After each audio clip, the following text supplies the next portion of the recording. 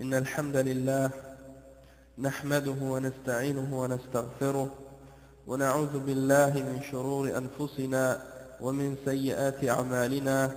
من يهده الله فلا مضل له ومن يضلل فلا هادي له، وأشهد أن لا إله إلا الله وحده لا شريك له، وأشهد أن محمدا عبده ورسوله.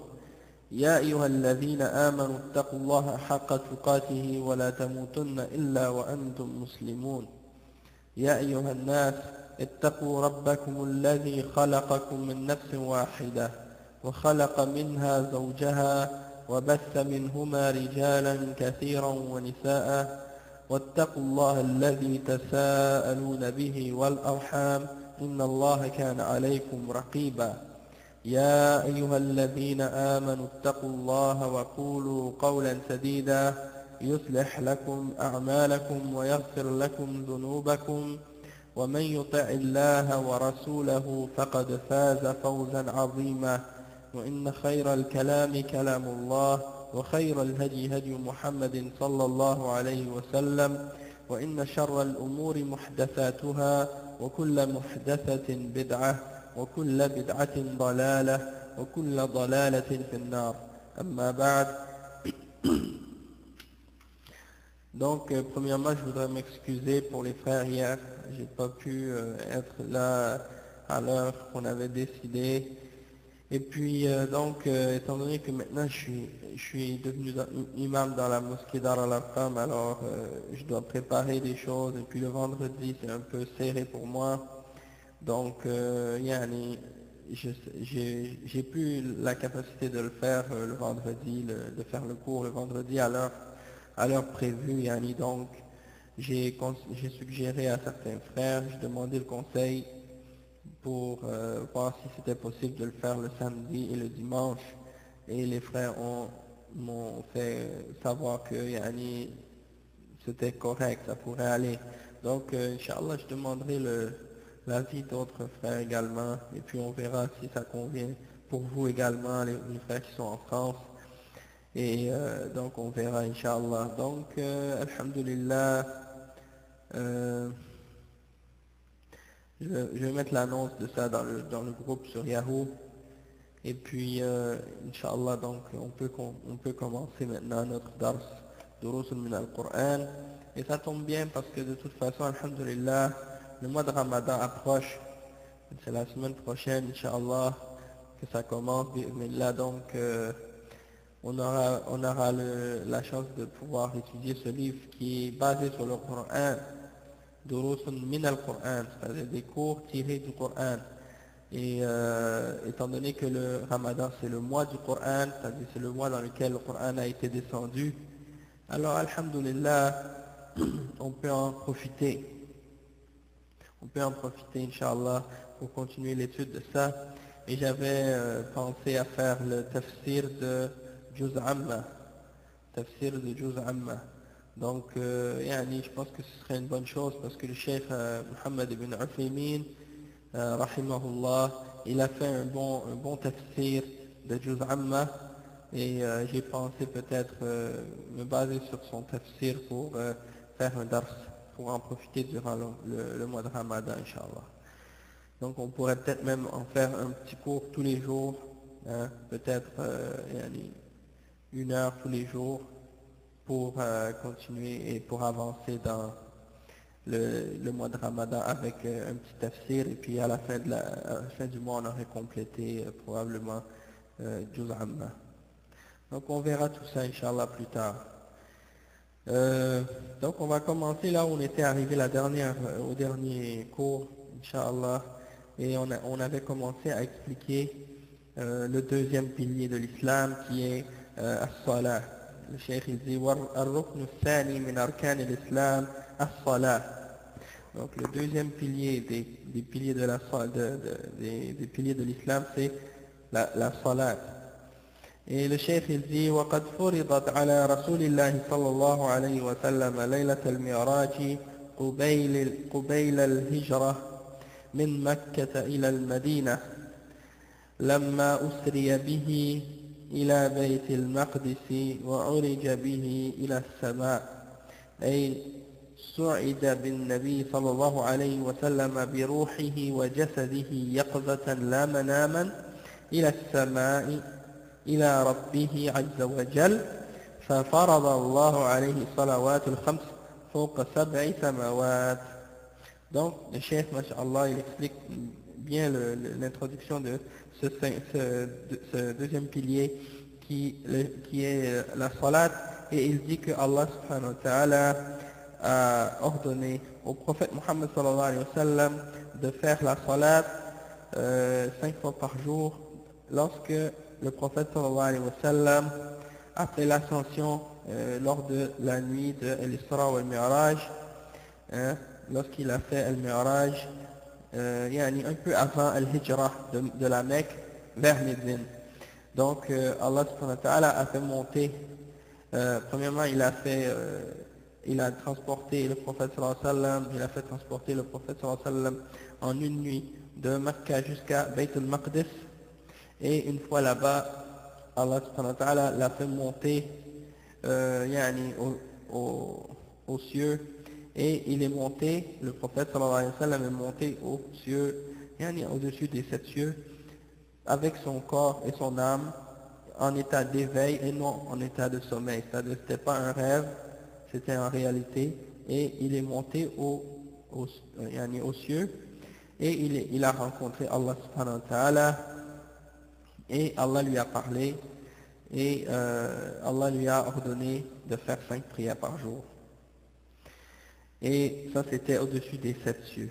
D'accord? Et ça, c'est rapporté dans plusieurs hadiths authentiques, dont un hadith qui est muttafaq alayh, qui est rapporté selon Anas ibn Malik radiyallahu anhu. Donc c'est rapporté authentiquement. Et bien entendu, il y a dans ça une réfutation des gens de bid'a comme al-Jahmiya, ou al-Mu'tazila, ou al-Asha'ira, ceux qui nient que Allah subhanahu wa ta'ala est au-dessus de ces 7 cieux, au-dessus des cieux et au-dessus de Al-Arsh. Donc il y a une claire réfutation de ces gens de bid'a qui nient les attributs d'Allah subhanahu wa ta'ala directement ou indirectement. Et le fait que Allah subhanahu wa ta'ala l'a fait monter et l'a rapproché vers lui, ça c'est la preuve qu'il est au-delà de sa création, c'est-à-dire au-dessus de toute chose qu'il a créée.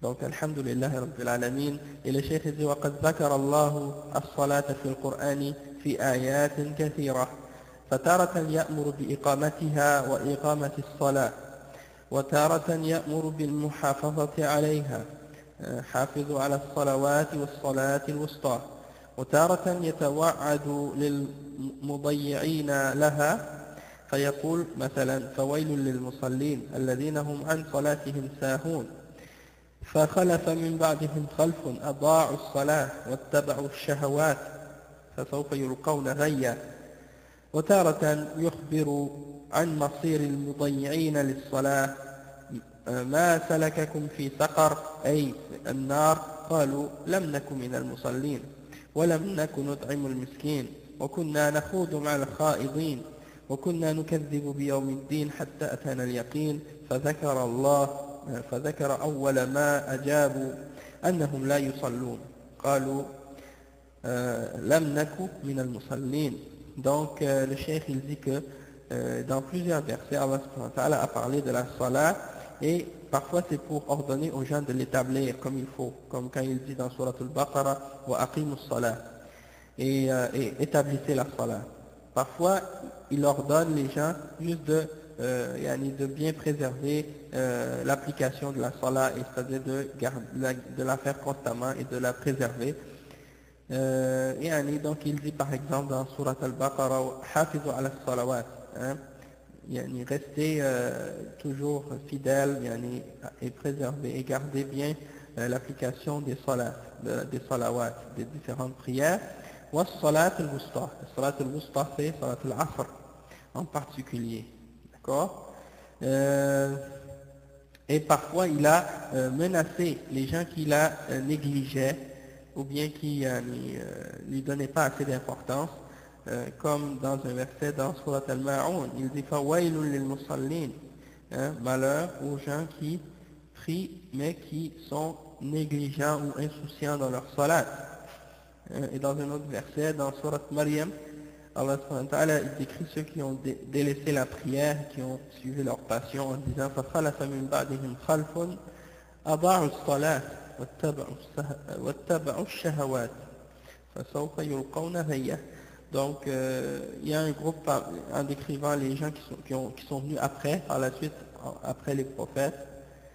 Il y en a un groupe de gens qui sont venus par la suite et qui ont abandonné ou négligé la salat, c'est-à-dire retardent la prière en dehors de son temps, ou bien ils la font sans concentration ou sans la faire comme il se doit, et ils ont suivi leur shahawat.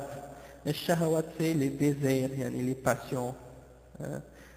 فسوف يلقون غيا, et ils seront jetés dans al-ghayya. Al-ghayya, c'est certains mufassirin, ils ont expliqué que c'est une rivière de feu dans l'enfer, quelque chose de ce genre, et donc ils seront punis de cette façon-là, ou bien qu'ils seront simplement déviés ou égarés.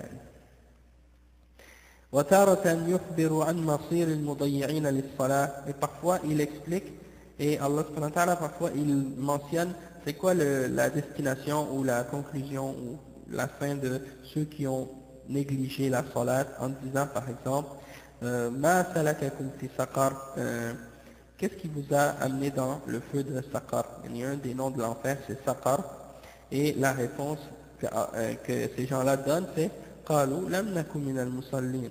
Ils ont dit, nous n'étions pas parmi ceux qui font la salat, nous ne sommes pas parmi les musallin. ولم نكن نطعم المسكين, et on ne nourrissait pas les pauvres. وكنا نخوض مع الخائضين.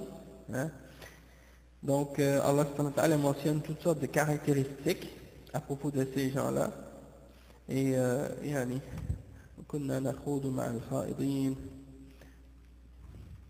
Ça, je suis pas sûr de Al-Khaidin, comment le traduire, mais en tout cas, c'est dans le verset, si vous voulez le revérifier, c'est Al-Muddathir, le verset 45.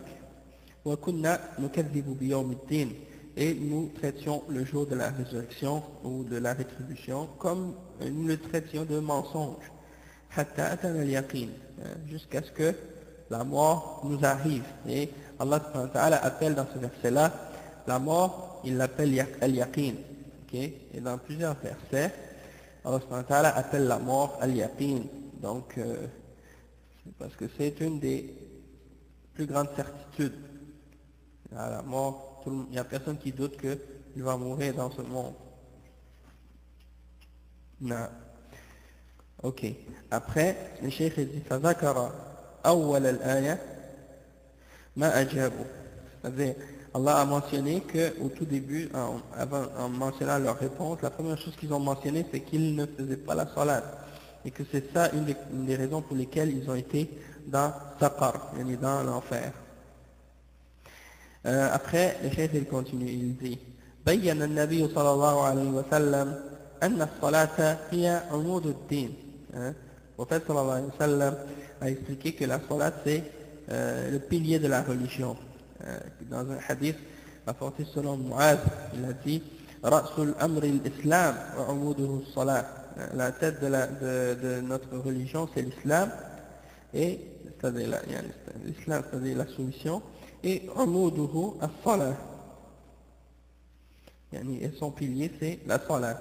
C'est rapporté par Tirmidhi.